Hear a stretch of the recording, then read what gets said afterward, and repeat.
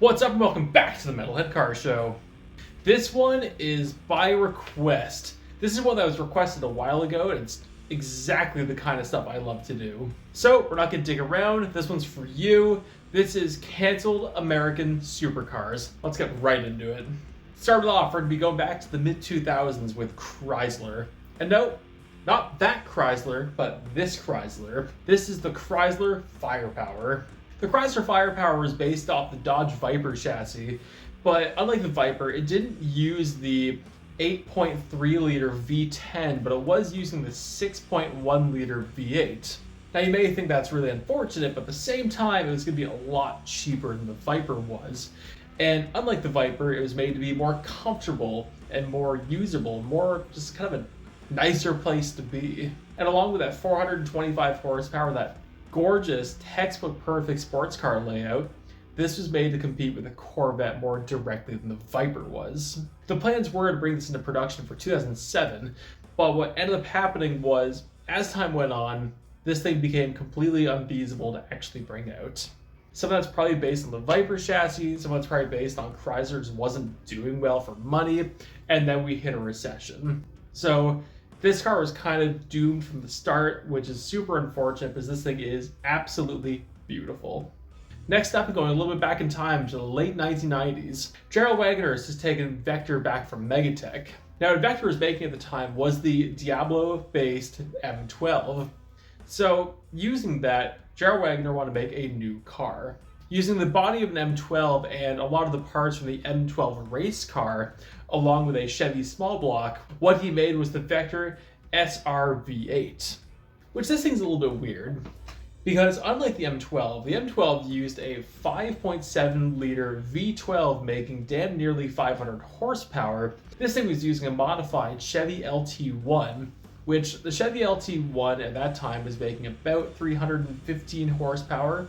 So let's just say it was making about 340, 350 horsepower. Now, that brings up a little bit weird problem. Despite this thing was lighter than an M12, and it had way more high-tech suspension components than the M12 did, this thing was making over 100 less horsepower than the M12 did. So if the M12 was doing a 0 to 60 of, I think it was like 4.9, 4.8 seconds, somewhere around there, this thing is probably going to be about 5.5, maybe even 5.3 seconds 0 to 60s, depending on gearing. So it's kind of a really weird move. And on top of that, it was also using the Nissan headlights like the Diablo was at the time. But I think this is the very early step into this car. Vector being Vector, this thing was likely going to get a twin turbo setup and was probably be making something close to 700 horsepower if it happened. Vector's focuses started to change. They started early production on the WX8, and the SVR8 kind of just fizzled out. It's very rare any photos of this car come up. It's been stored away for a very long time, and to the best of my knowledge, there's no videos on this car at all. Super cool, super weird, but it never happened. Next up, Saleen. Saleen's bread and butter was always modifying Mustangs. In the early 2000s, they took a stab at race cars, and they made the Saleen S7. That made its way into being a production car, which we've all kind of grown to love. It's a super cool car. But in 2008, they wanted to replace it. The plan was to replace the S7 with something a bit smaller, a bit lighter, a bit more usable, but also still unbelievably fast. So they made the Saleen Raptor. The Raptor's goal was to take out the Gallardo, take out the F430, and the upcoming McLarens. And with that goal, it was using a supercharged 5-liter V8 making 650 horsepower going through a 6-speed manual transmission, which by 2008, 2009, not many of them could say they're actually doing that. This was claimed to do a 0 to 60 in the low 3s, a quarter mile in the high 10s, and north of 200 miles per hour. Now, I've done a whole video on this car, check it out if you would like, but to sum it up, the reason it didn't come out was financial trouble, Steve Saleen being fired from Saleen, and the project just kind of losing interest. Now, Saleen did eventually come out with a new car. It was called the S1. It used the EcoBoost 2-liter, but it wasn't quite the same. Somewhere out there, the Saleen Raptor still exists. It's still out there somewhere, but unfortunately, it never actually came out. Next up, going back to the 90s, the Sierra 3 Corvette. Now, this thing was a result of 30 years of development trying to make a mid-engine Corvette. The result of this was a Corvette that had 650 horsepower, beautiful lines, doors that went up, and a price tag of almost $400,000. GM always said this thing was production ready, but had they actually brought it out, they didn't think they were going to make any money on it. The idea of selling a Corvette for $400,000 was completely absurd, and nobody was going to buy one. Jump forward 25 years, it's a very different story. Which meant because of that, GM canned the project, and the Sierra 3 Corvette was shut down, it didn't go into production, and it was almost 20-something years before we actually saw a mid-engine Corvette see the light of day. And thankfully we did, because, let's face it, they are awesome. But for the last one on the list, we're going back to the 70s.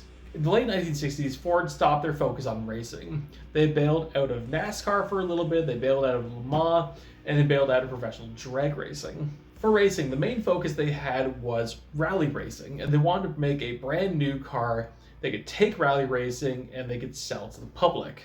The results of this was the Ford GT70, a very Lancia Stratos-inspired tiny Ford GT40 built for the 1970s. Hence the GT70 name, you get it. Mid-engine, rear-wheel drive, lightweight car that was made to be thrown around through the dirt. Awesome, right? Well, no. You see, the recipe for this works. We've seen this with Porsche, we've seen this with Ferrari, we've seen this with Lancia, we've seen this with Honda. The recipe works well. What didn't work was Ford didn't make this chassis strong enough, so it's a very fragile car that I assume was bending a lot whilst they're actually driving it. The engine they were using, which was a Cosworth 6-cylinder, was way too top-end heavy, so the car didn't handle very well, and because of this, the car did very poorly with rally racing. And since it didn't do well with rally racing, Ford just canned the idea of actually selling this to the public. Which is kind of unfortunate, because Ford tried to do this again in the 1980s, 1990s with the Ford Maya, and it was a very similar concept of two-door, mid-engine, V6, but it just didn't happen.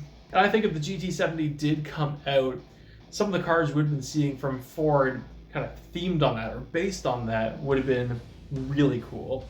And who knows, we may have even seen the GT90 come out. But that theory is for a whole other video, so who knows. But anyway, I want to know, what do you think? What American supercar should have come out into production that didn't? Let me know in the comments. Thank you all so much for watching. Like, subscribe if you enjoyed what you've seen. I post on Tuesday, Thursday, and Sunday, and I'll see you later. Just want to take a minute to remind you the Metalhead Car Show will be having its first monthly live stream on the channel on January 26th. Hope you can make it, hope you can come hang out, we'll have a lot of fun, and I'll see you there.